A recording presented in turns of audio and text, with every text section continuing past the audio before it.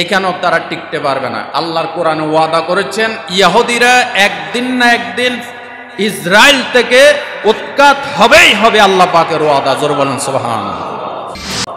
কারণ আল্লাহ বলেছেন ও বাউ বিগদাবিম মিনাল্লাহ, আল্লাহর গজবে তারা উদ্ভ্রান্তের মতো ঘুরে বেড়াবে পৃথিবীতে, কোথাও স্থান হবে। আজকে জাতিসংঘের সাহায্যের হাত এবং আমেরিকার ব্রিটিশের সাহায্যের হাত উঠাই নেই, দেখবেন ইসরায়েলে এই ভূখণ্ডে ইহুদিরা একদিনও টিকতে পারবে না।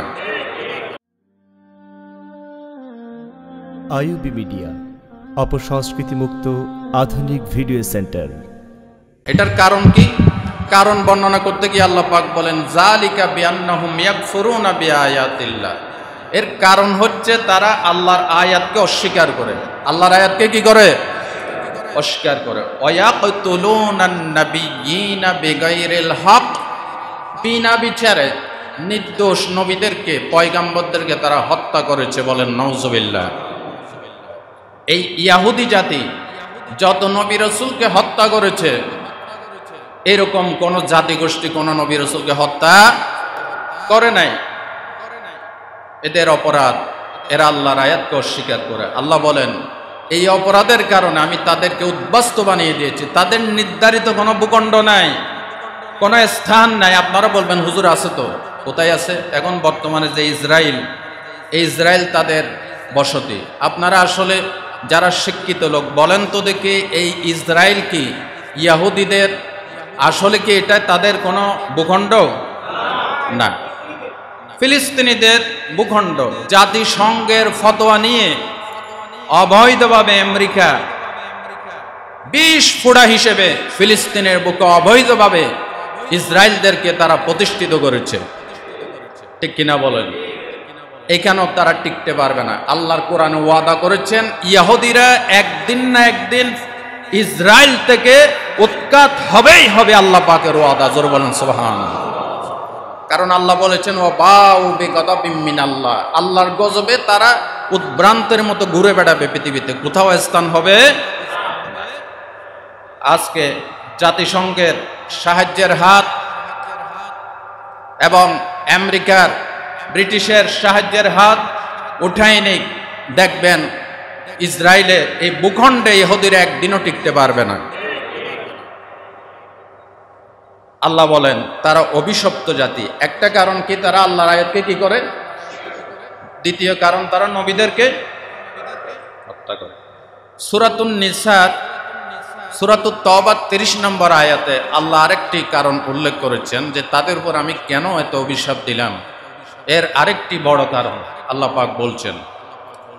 আল্লাহ রাব্বুল আলামিন বলছেন ওয়াকালাতিল ইয়াহুদু উযাইরুন ইবনুল্লাহ ওয়াকালাতিন নাসারাল মাসীহু ইবনুল্লাহ যালিকা কাউলুহুম বিআফওয়াহিহিম। আল্লাহ তাআলা বলেন ইহুদি জাতি, খ্রিস্টান জাতি, তাদের বড় অপরাধ। ইহুদিরা বলে উযাইর আলাইহিস সালাম আল্লাহর পুত্র, আর খ্রিস্টানরা বলে ঈসা আলাইহিস সালাম আল্লাহর পুত্র। জোরে বলেন নাউজুবিল্লাহ। আল্লাহ পাক বলেন যালিকা কাউলুহুম বিআফওয়াহিহিম, এটা তাদের মুখের কথা, কোনো দলিল ভিত্তিক কথা নয়।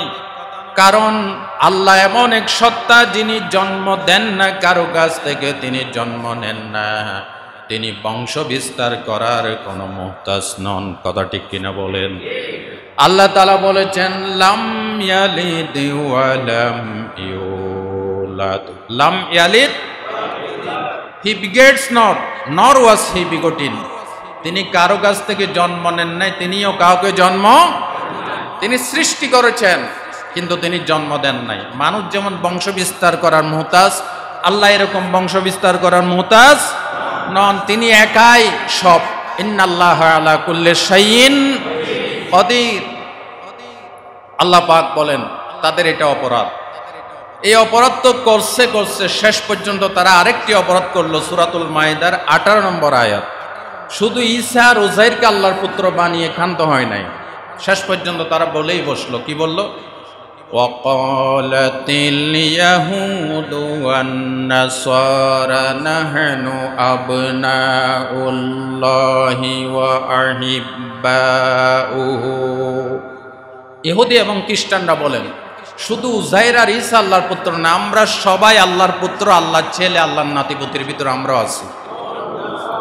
ওয়া আহিব্বাউহু, শুধু আল্লাহর ছেলে নাতিপুতি নয়, আমরা খুবই আস্থাভাজন আমরা বান্দা, আমরা ইহুদি জাতি, খ্রিস্টান জাতি, আমরাই সবচেয়ে আল্লাহর প্রিয়। জোরে বলেন নাউজুবিল্লাহ। এই জন্য আল্লাহ তাদেরকে অভিশাপ দিয়েছেন। আরো অভিশাপ দিয়েছেন। সূরাতুন নিসার 155 থেকে 161 নম্বর আয়াত পর্যন্ত পড়বেন, এখানে আল্লাহ কারণগুলি উল্লেখ করেছেন। সূরাতুন নিসার 155 থেকে 161। আল্লাহ রব্বুল আলামিন বলেন, ফাবিমা নাকদিহিম মিসাকাহুম ওয়া কুফরিহিম বিআয়াতিল্লাহ ওয়া কাতলিহিমুল আম্বিয়া বিগাইরি হক। আল্লাহ তাআলা বলেন, ইহুদি জাতি আমার সাথে কৃত ওয়াদা ভঙ্গ করেছে, তারা ওয়াদা ভঙ্গকারী জাতি, আর তারা আল্লাহর আয়াতকে অস্বীকার করে, নবীদেরকে বিনা বিচারে হত্যা করে। জোরে বলেন নাউজুবিল্লাহ। এরপরে আল্লাহ পাক বলেন, অবিকুফরিহিম ওয়া কাউলিহিম আলা মারইয়ামা বুহতানান আযীমা। এদের আরেকটি অপরাধ, এরা মরিয়ম আলাইহিস সালামের উপরে শ্রেষ্ঠ অপবাদ আরোপ করেছে। বলেন নাউজুবিল্লাহ। মরিয়ম আলাইহিস সালাম যখন প্রেগনেন্ট হলেন, তার গর্ভে যখন সন্তান আসলো এবং সন্তান ভূমিষ্ঠ হলো, তারা বলেই বসলো মরিয়ম আলাইহিস সালাম কুকর্ম করেছে, জিনা করেছে। নাউজুবিল্লাহ বলতে ইচ্ছে করো না? মরিয়ম আলাইহিস সালাম এমন এক নারী, জগৎ বিখ্যাত শ্রেষ্ঠ ইসলামের ইতিহাসে একজন নারী, যাকে নবীজি বলেছেন যে জান্নাতে যারা সরদারিনী হবেন এদের ভিতরে একজন হচ্ছেন মরিয়ম আলাইহিস সালাম। সেই মরিয়ম আলাইহিস সালামকে ইহুদি জাতি অপবাদ দিয়েছে, জিনার অপবাদ দিয়েছে, কুকর্মের অপবাদ দিয়েছে। আল্লাহ পাক সাফ করে দিয়েছেন যে মরিয়ম আলাইহিস সালাম কোনো কুকর্ম করে নাই। ঈসা আলাইহিস সালাম তার পেট থেকে যে ভূমিষ্ঠ হয়েছে, এটা আমি আল্লাহ পাকের কুদরত। আল্লাহ বলছেন, ইন্না মাসালা ঈসা ইনদাল্লাহি কামাসালি আদম খালাকাহু মিন তুরাবিন সুম্মা ক্বালা লাহু কুন ফায়াকুন। আল্লাহু আকবার। আল্লাহ বলেন, ঈসা আলাইহিস সালামের দৃষ্টান্ত আমি আল্লাহর কাছে আদম আলাইহিস সালামের দৃষ্টান্তের মতো। খালাকাহু মিন তুরাব, আমি আদমকে মাটি থেকে পয়দা করেছি। সুম্মা ক্বালা লাহু কুন ফায়াকুন, এরপর বলেছি কুন ফায়াকুন, সাথে সাথে হয়ে গেছে। তদ্রূপ ঈসা আলাইহিস সালাম আমি আল্লাহ পাকের রূহ, আমি আল্লাহ পাকের একটা কুদরতি রূহ। জিবরাইল আলাইহিস সালাম শুধু একটা ফুৎকার করেছেন, এই ফুৎকারের মাধ্যমে নারী পুরুষের মিলন ছাড়া আল্লাহ সুবহানাহু ওয়া তাআলা ঈসা আলাইহিস সালামকে পয়দা করেছে। আর ইহুদি জাতি এত বড় চরিত্রহীন জাতি, তারা মরিয়ম আলাইহিস সালামকে বলেছে না মরিয়ম কোন পর পুরুষের সাথে মিলিত হয়েছে। নাউজুবিল্লাহ বলেন। এই অপরাধে তারা অভিশপ্ত, এই অপরাধে তারা অভিশপ্ত। আল্লাহ একই সূরায় আরো বলছেন, তারা আল্লাহ পাকের হালালকে হারাম বানিয়েছে, হারামকে হালাল বানিয়েছে, এবং তারা সুদকে হালাল বানিয়েছে। এই যে আজকে সুদের প্রথা মুসলমান জাতির ভিতর, এই সুদের প্রথার প্রচলনে প্রথম উদ্ভাবনকারী, প্রথম হোতা হচ্ছে এই ইহুদির বাচ্চারা। ঠিক কিনা বলেন? আল্লাহ পাক বলেন, ওয়া আখযিহিমুর রিবা ওয়া ক্বাদ নুহু আনহু ওয়া আকলিহিম আমওয়ালান নাস বিল বাতিল। ইহুদি জাতির আরেকটি অপরাধ, তারা সুদ সুদকে হালাল বানিয়েছে, অথচ তাদেরকে এই সুদ থেকে ইতিপূর্বে নিষেধ করা হয়েছে। তাওরাতে সুদ হারাম, জাবুরে সুদ হারাম, ইনজিলে সুদ হারাম, কোরআন শরীফে সুদ হারাম। আল্লাহ বহু আগে তাদেরকে নিষেধ করেছেন, তারপরও তারা এই সুদকে হালাল বানিয়ে নিয়েছে। আল্লাহ পাক বলেছেন আহাল্লাল্লাহুল বাইআ ওয়া হাররামার রিবা। আল্লাহ পাক বলছেন আমি ব্যবসাকে হালাল করেছি, সুদকে হারাম করেছি।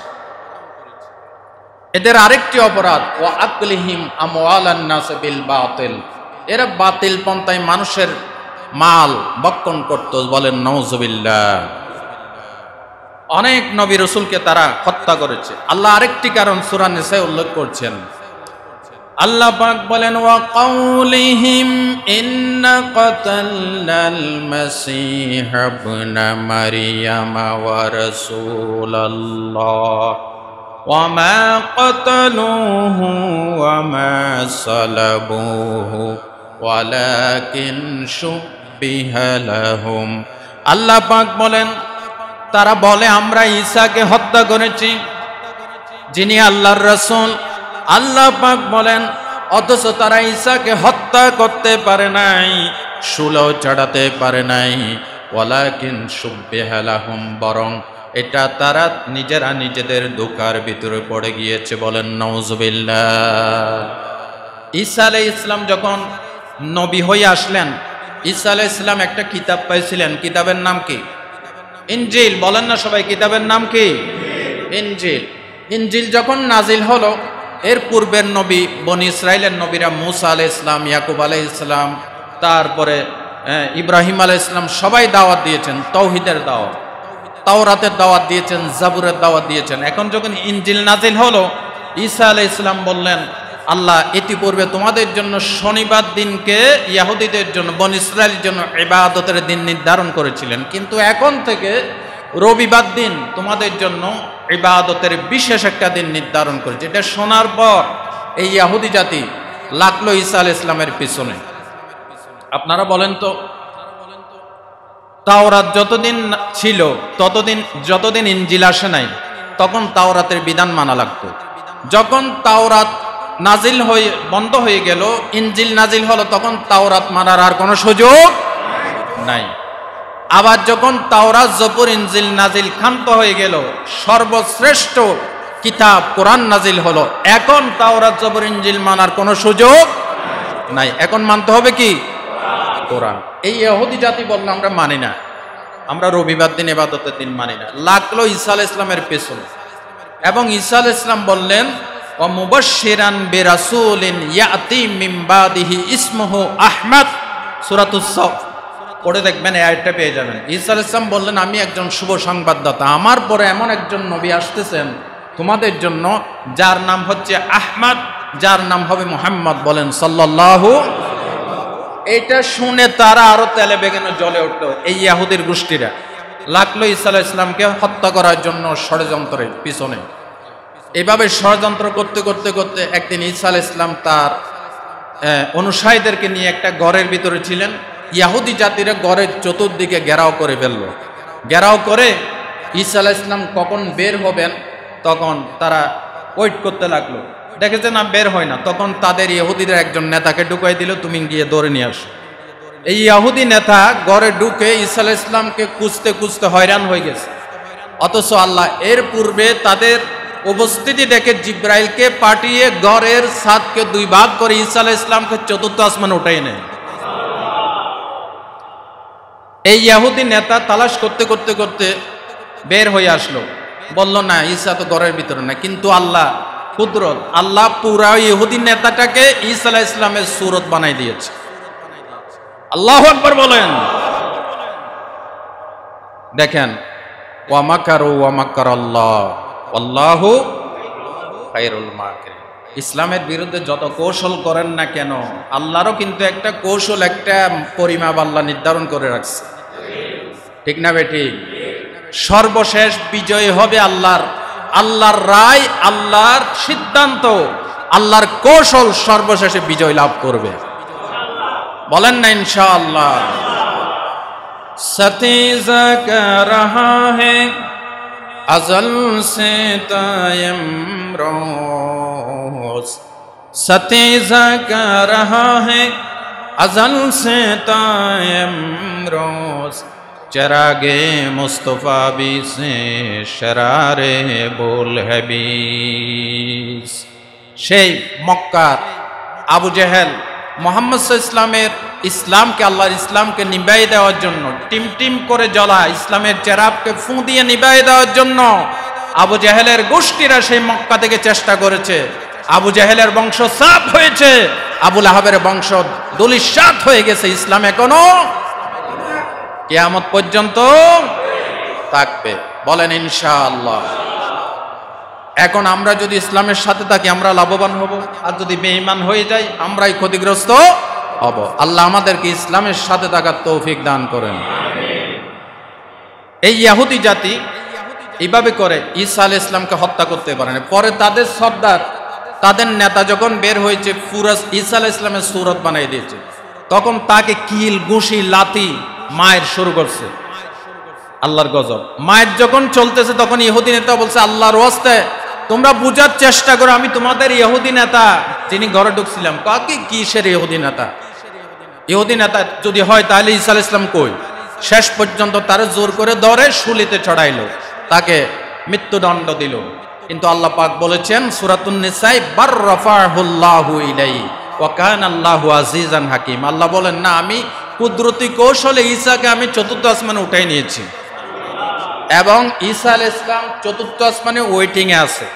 আল্লাহ যখন হুকুম হবে, ইমাম মাহদী আলাইহিস সালামের আগমনের পর, দাজ্জালের আগমনের পর, আমাদের নবীর উম্মত হয়ে দাজ্জালের মৃত্যু দূত হয়ে ঈসা রূহুল্লাহ এই ধরা পৃষ্ঠে আবার শুভাগমন করবেন। নবী হয়ে নাকি আমাদের নবীর উম্মত হয়ে? উম্মত হয়ে। জোর বলেন সুবহানাল্লাহ।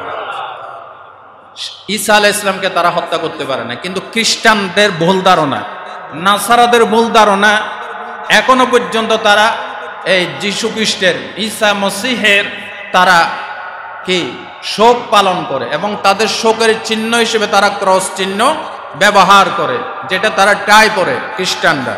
এই টাই এসেছে খ্রিস্টানদের থেকে, মুসলিম ধর্মে কোনো টাইয়ের প্রচলন নাই। অথচ খ্রিস্টানরা ভুল ধারণার ভিতরে আছে, ঈসা আলাইহিস সালামকে আসলে তারা হত্যা করতে পারে নাই। এইভাবে একজন দুইজন নয়, জাকারিয়া আলাইহিস সালামকে হত্যা করেছে ইহুদির বাচ্চারা, ঠিক কিনা বলেন? জাকারিয়া আলাইহিস সালাম যখন দাওয়াতে বিফল হলেন, তখন তারা এই ইহুদির বাচ্চারা জাকারিয়া আলাইহিস সালামকে হত্যা করার জন্য পিছনে দাওয়া করেছে। হযরতে জাকারিয়া আলাইহিস সালাম বনের ভিতরে লুকিয়ে গেলেন, দেখলেন তারা পিছে পিছে আসতেছে। নিরুপায় হয়ে জাকারিয়া আলাইহিস সালাম একটা গাছকে বললেন, ও গাছ, তুমি আমাকে আশ্রয় দান করো। নবীর কথা গাছে শুনে, বাঁশে শুনে গাছ দুই ভাগ হয়ে গেল। জাকারিয়া আলাইহিস সালামকে গ্রাস করে নিল, নিজের পেটের ভিতরে আশ্রয় দিল। এদিকে ইহুদির বাচ্চারা তালাশ করতে করতে যখন বনের ভিতরে ঘুরপাক খাচ্ছে, তখন শয়তান এসে বলতেছে, তোমরা কিভাবে পাবে? সে তো একটা মস্ত বড় জাদুকর। শয়তান বলতেছে, মস্ত বড় জাদুকর, এত বড় জাদুকর আমি দেখি না। বলে কিরকম? তোমরা বনে তালাশ করলে কি হবে? সেটা গাছের ভিতরে আশ্রয় নিয়েছে। তোমার কি মাথা খারাপ হয়েছে? গাছের ভিতরে মানুষ ঢুকতে পারে? প্রমাণ সহ আছে আমার কাছে। কি প্রমাণ? জাকারিয়া আলাইহিস সালামের কাপড়ের একটা অংশ গাছের বাইরে রয়ে গেছে। আল্লাহু আকবার বলেন। দেখেন, আমি আগেও আপনাদেরকে সতর্ক করছি, ইসলামের প্রত্যেকটি ঘটনার ভিতরে ইবরত, শিক্ষা আছে না নাই?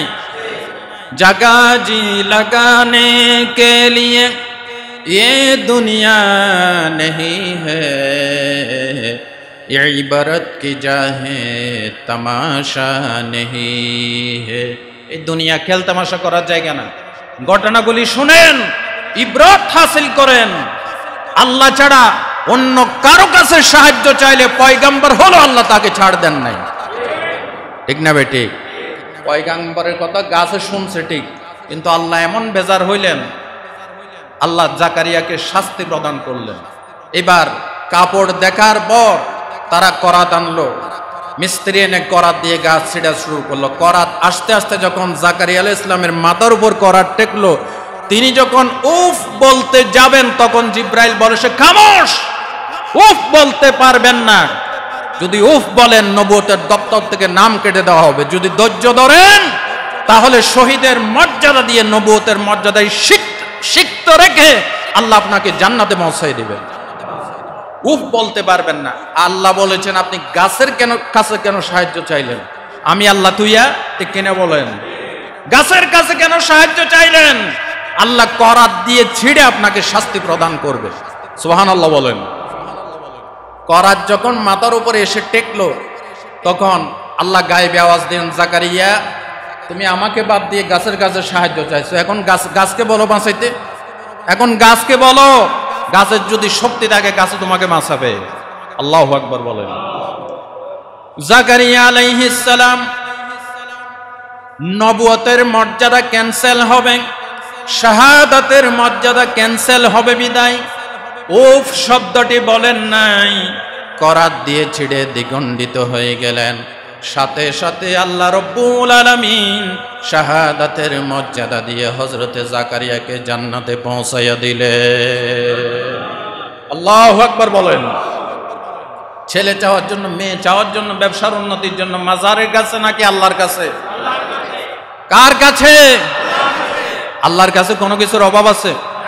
নাই, কোনো কিছুর অভাব নাই। সুতরাং এই ঘটনা আমাদেরকে শিক্ষা দেয়, জীবনে যা কিছু চাইবো গায়েব থেকে, অদৃশ্য থেকে, কার কাছে চাইবো? আল্লাহর কাছে। এই জাকারিয়া আলাইহিস সালামকে হত্যা করেছে ইহুদির বাচ্চারা, এভাবে অনেক নবী রাসূলকে হত্যা করেছে। আল্লাহ খুবই অসন্তুষ্ট হয়ে সূরা আল ইমরানের 21 এবং 22 নম্বর আয়াতে বলছেন, ইন্নাল্লাযীনা ইয়াকফুরুনা বিআয়াতিল্লাহ ওয়া ইয়াকতুলুনান নাবিয়্যিনা বিগাইরি হক ওয়া ইয়াকতুলুনাল্লাযীনা ইয়া'মুরুনা বিল কিসতি মিনান নাস ফাবাশশিরহুম বিআযাবিন আলীম। আল্লাহ বলছেন, নিশ্চয়ই যারা আল্লাহর আয়াতকে অস্বীকার করে এবং নবীদেরকে বিনা বিচারে হত্যা করে, শুধু নবীদেরকে নয়, যারা ন্যায় ইনসাফের কথা বলে, হকের দিকে ডাকে, তাদেরকে ইহুদির বাচ্চারা হত্যা করেছে। ঠিক কিনা বলেন? আল্লাহ বলছেন ফাবাশশিরহুম বিআযাবিন আলীম, নবী তাদেরকে লাঞ্ছনাদায়ক শাস্তির শুভ সংবাদ দিয়ে দেন। উলাইকাল্লাযীনা হাবিতাত আ'মালুহুম ফিদ দুনিয়া ওয়াল আখিরাহ ওয়া মা লাহুম মিন নাসিরিন। আল্লাহ আরো বলেছেন, তাদের এই কোরআনকে, আল্লাহর আয়াতকে অস্বীকার করার কারণে, নবীদেরকে হত্যা করার কারণে তাদের সমস্ত আমল বরবাদ হয়ে গেছে এবং তারা কিয়ামতের দিন কোনো সাহায্যকারীও পাবে না। আল্লাহ পাক বলেছেন, এই মারাত্মক অপরাধগুলির কারণে ইহুদি জাতি আল্লাহর এক অভিশপ্ত জাতি হিসেবে পরিণত হয়েছে। এবং তাদের আরেকটি অপরাধ সূরা বাকারার 96 নম্বর আয়াত বলেছেন, তারা খুব লোভী, তারা মরতে চায় না সহজে, তারা চায় হায়াতটাকে 1000 বছর দীর্ঘায়িত করতে। হায়াতের প্রতি, দুনিয়ার প্রতি ইহুদি জাতি বেশি লোভী। কে বলেছেন?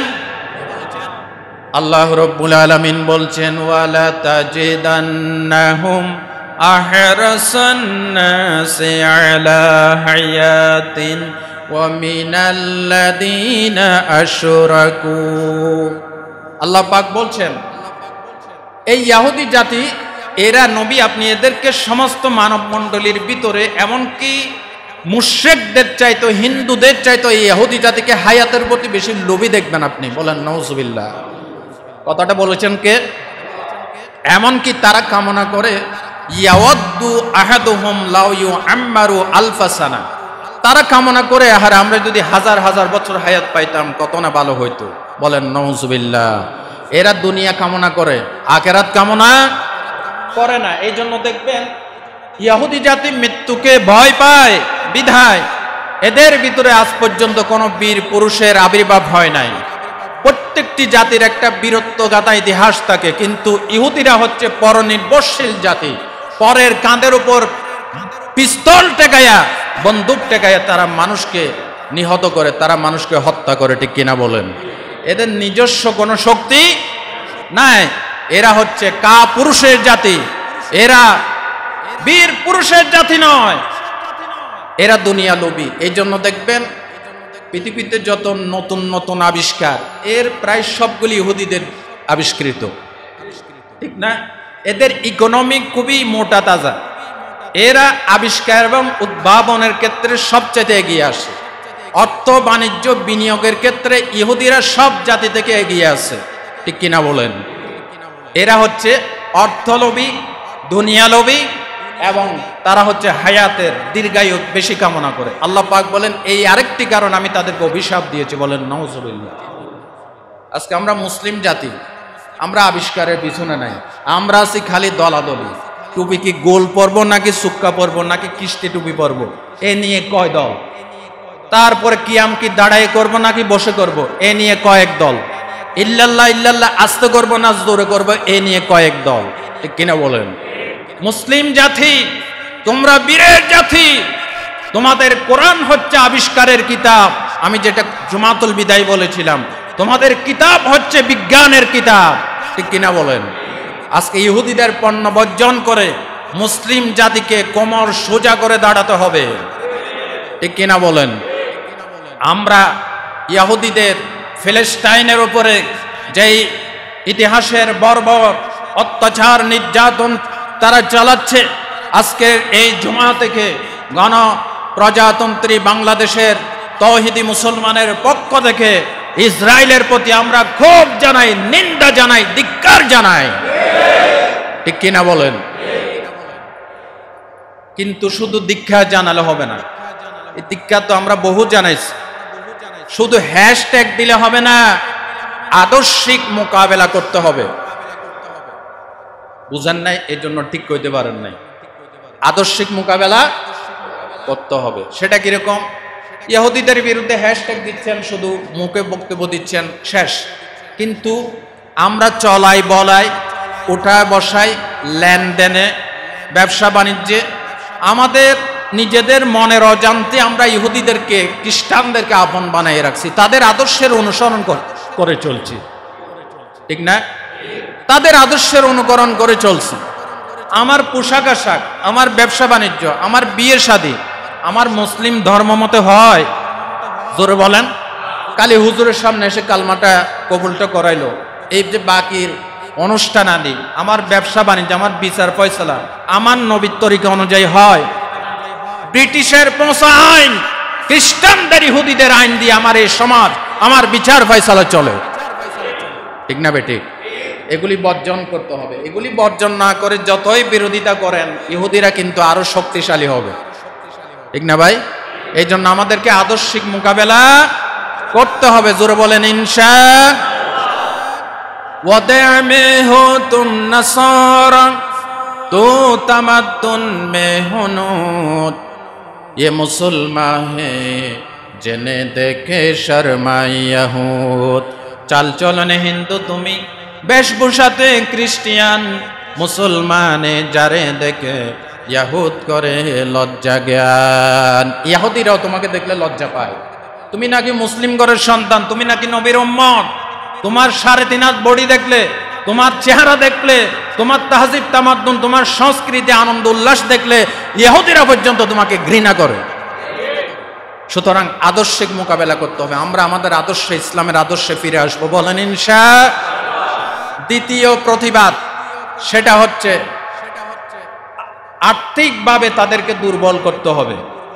আমরা যে পণ্যগুলি কিনে আনি, প্রসাধনী সামগ্রী থেকে শুরু করে, খাওয়ার সামগ্রী থেকে শুরু করে, পানীয় সামগ্রী থেকে শুরু করে, এর অধিকাংশ ইহুদিদের প্রস্তুত করা, ঠিক না?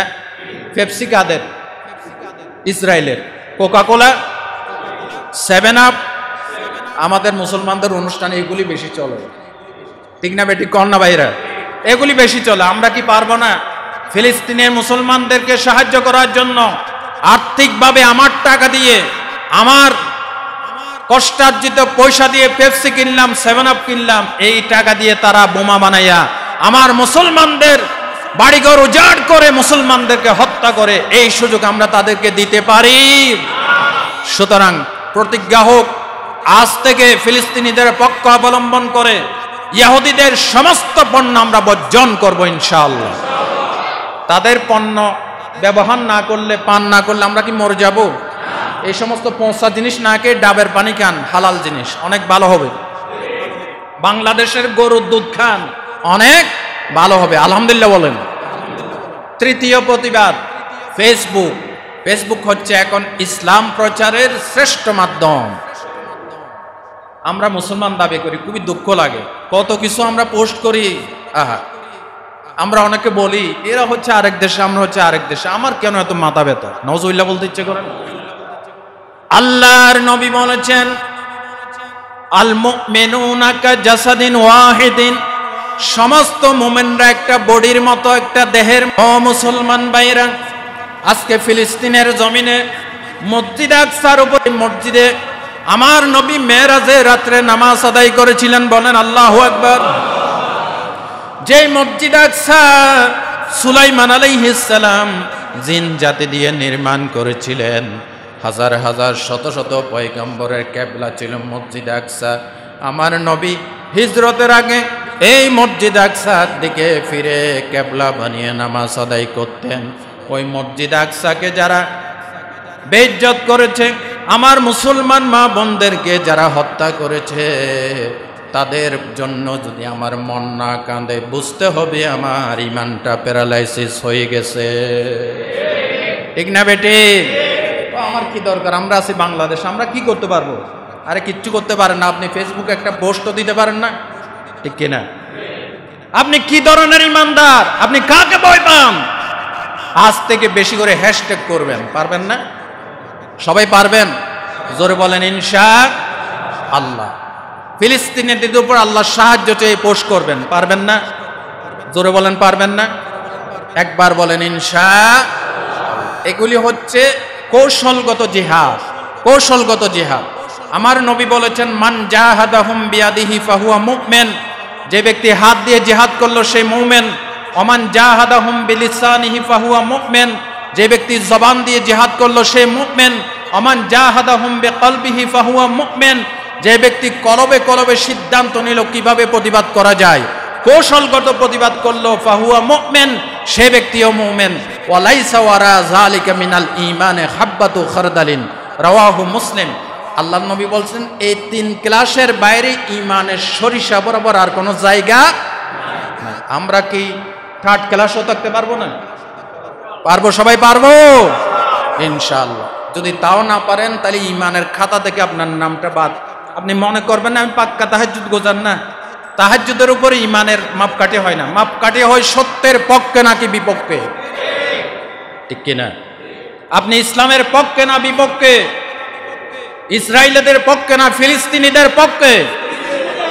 এটার উপরে আপনার সত্য মিথ্যার মানদণ্ড নির্ণীত হবে আল্লাহর কাছে।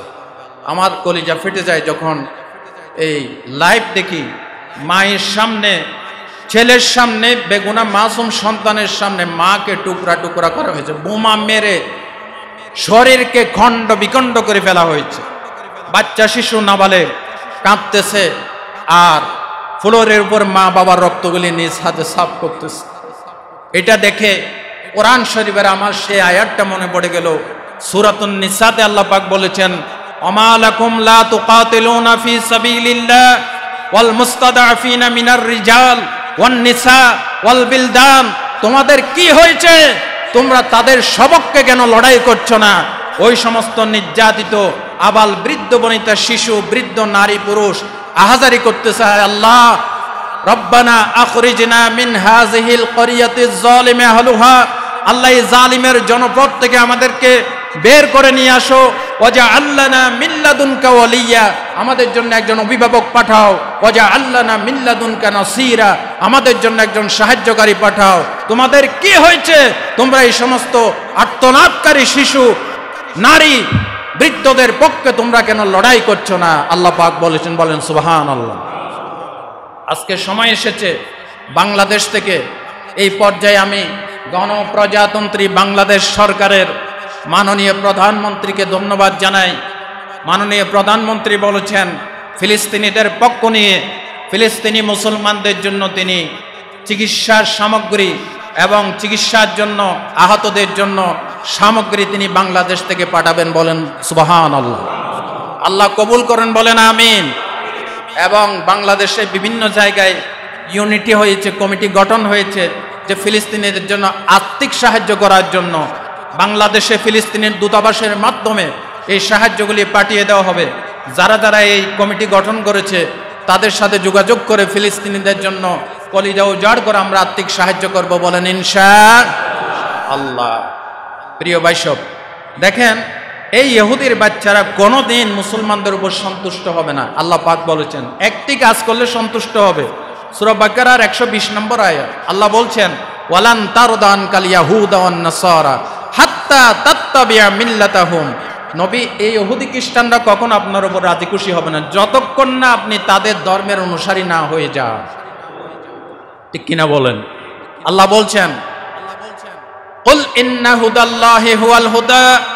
নবী, আপনি সাফ জানিয়ে দেন আল্লাহর পক্ষ থেকে যে হেদায়েত আমি নবী লাভ করছি এটাই শ্রেষ্ঠ হেদায়েত। সুবহানাল্লাহ বলেন। ওয়ালা ইনিত্তাবাতা আহওয়াআহুম বাদাল্লাযী জাআকা মিনাল ইলমি মা লাকা মিনাল্লাহ মিন ওয়ালিয়্যিন ওয়ালা নাসির। আল্লাহর পক্ষ থেকে হেদায়েত আসার পরও নবী, যদি আপনি তাদের খেয়াল খুশির অনুসরণ করেন, আপনি ইহুদি খ্রিস্টানদের অনুসরণ করেন, আল্লাহর পক্ষ থেকে কোনো সাহায্যকারী আপনি পাবেন। ইব্রাহিম আলাইহিস সালাম এবং ইউসুফ আলাইহিস সালাম, মুসা আলাইহিস সালাম, তারা কি ইহুদি ছিলেন? কথাটা আল্লাহ পাক পরিষ্কার করেছেন সূরা আল ইমরানের 67, মায়েদার 82 নম্বর 67 নম্বর আয়াত, আল ইমরানের 67 নম্বর আয়াত। আল্লাহ পাক বলছেন, মা কানা ইব্রাহিমা ইয়াহুদিয়্যা ওয়ালা নাসরানিয়্যা ওয়ালাকিন কানা হানিফাম মুসলিমান ওয়া মা কানা মিনাল মুশরিকিন। আল্লাহ পাক বলছেন ইব্রাহিম আলাইহিস সালাম ইহুদিও ছিলেন না, খ্রিস্টানও ছিলেন না, ওয়ালাকিন কানা হানিফাম মুসলিমান, তিনি একনিষ্ঠ মুসলমান ছিলেন। ইব্রাহিম আলাইহিস সালাম কি ছিলেন? মুসলমান। ওয়া মা কানা মিনাল মুশরিকিন, তিনি মুশরিকও ছিলেন না। সুতরাং সমস্ত নবীদের একমাত্র ধর্ম কি? ইসলাম। আল্লাহ পাক বলেছেন, ওয়ালা তাজিদান্না শাদ্দান নাসি আদাওয়াতাল লিল্লাযিনা আমানুল ইয়াহুদা ওয়াল্লাযিনা আশরাকু।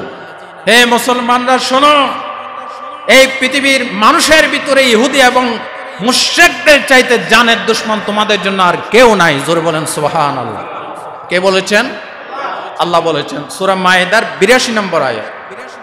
সুতরাং আসুন আজ থেকে ইহুদিদের আচার আচরণ, ইহুদিদের পছন্দ অপছন্দর আমরা আর কোনো দাম ধরব না। আমরা মুসলিম ধর্ম পেয়ে সন্তুষ্ট, বলেন ইনশাআল্লাহ।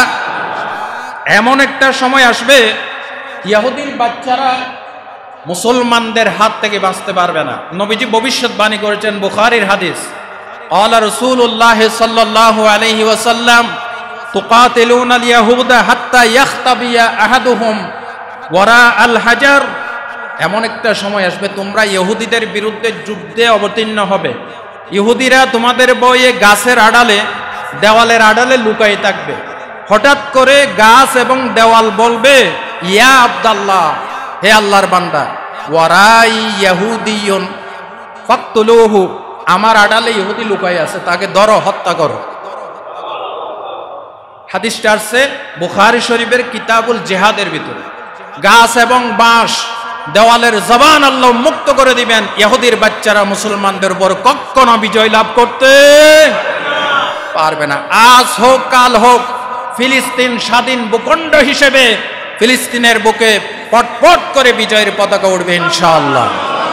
আজকের জুমা থেকে আমরা সেই কামনা করি। আল্লাহ আমাদেরকে সেই বিজয়ের নিশান, বিজয়ের পতাকা দেখার তৌফিক দান করেন।